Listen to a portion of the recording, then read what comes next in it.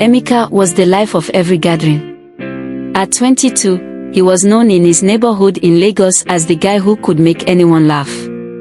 Whether it was at the local barber shop, the bustling market, or even during power outages when everyone sat outside to escape the heat, Emeka always had a joke ready. His friends called him the Joker, and he wore the title like a badge of honor. But behind his wide smile and quick wit was a pain he kept hidden from the world. Emeka's pain began long before he became the neighborhood comedian. He was born into a modest family in the heart of Lagos. His father, a taxi driver, was a man of big dreams but little action. He often spoke of moving the family to a bigger house, buying a car, and giving Emeka and his younger sister, Ada, the best education money could buy. But those dreams remained just that, dreams. When Emeka was 10, his father left one morning, saying he was going to work. He never came back. At first, Emeka's mother, Mama Nkechi, told the children that their father had gone to find a better job up north. But as weeks turned into months, and months into years, the truth became clear: he had abandoned them. Mama Nkechi, a strong but weary woman, took on the role of both parents. She worked as a street food vendor, selling akara and momo from dawn till dusk. But no matter how hard she worked, the money was never enough. Emeka, even as a child, felt the weight of his family's struggles. He remembered the nights when there was no food, and Mama Nkechi would tell them to drink water and go to bed. He remembered the shame of wearing torn school uniforms and the pitying looks from his classmates. But what hurt the most was the day he had to drop out of school at 16. His grades were excellent, and his teachers had high hopes for him, but the family needed money. Emeka swallowed his dreams of becoming an engineer and took on odd jobs to help put food on the table and pay Ada's school fees. It was around this time that Emeka discovered the power of laughter.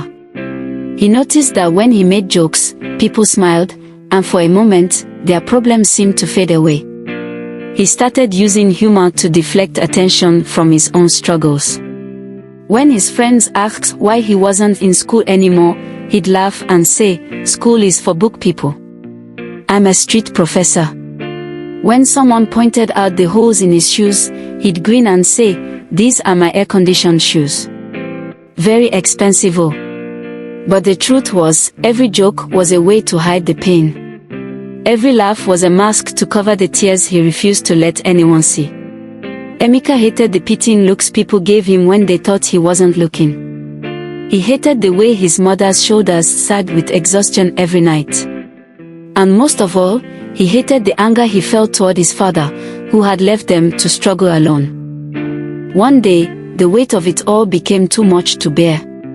Emeka had been working at a construction site, carrying heavy blocks under the scorching sun. His body ached, and his hands were raw and blistered. When he got home that evening, he found Mama Nkechi crying in the kitchen. The landlord had come earlier, demanding rent they couldn't afford. He had threatened to throw them out if they didn't pay by the end of the week. Emeka felt a surge of anger and helplessness. He wanted to scream, to break something, to demand why life was so unfair. But instead, he forced a smile and said, "Don't worry, Mama. I'll handle it. Maybe I'll go and win Big Brother Niger tomorrow." Mama Nkechi laughed through her tears, but Emeka could see the worry in her eyes. That night, as he lay on the thin mattress he shared with Ada, Emeka felt the walls closing in. He thought about his father, wondering if the man ever thought about them. He thought about his dreams, now buried under the weight of responsibility. And he thought about how tired he was, tired of pretending, tired of struggling, tired of being strong.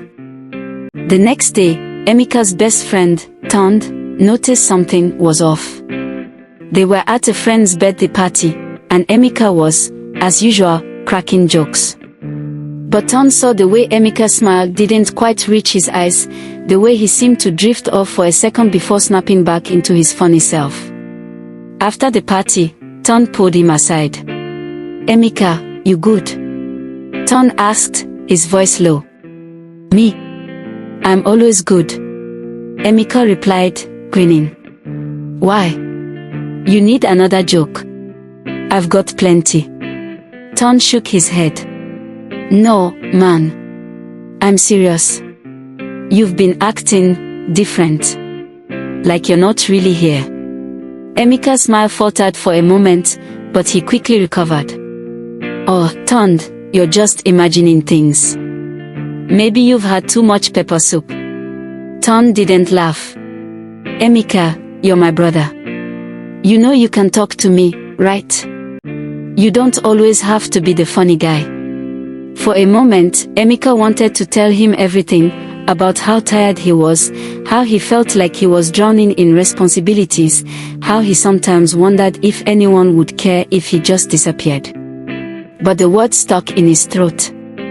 Instead, he forced another laugh and patted Ton on the back. Relax, my guy. I'm fine. Just thinking about how I'm going to be the next basket mouth, that's all.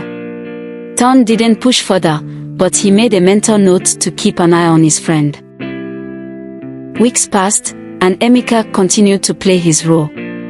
But one evening, after a particularly hard day at work, he couldn't hold it in anymore. He was walking home, his body aching, when he passed by a group of kids playing football.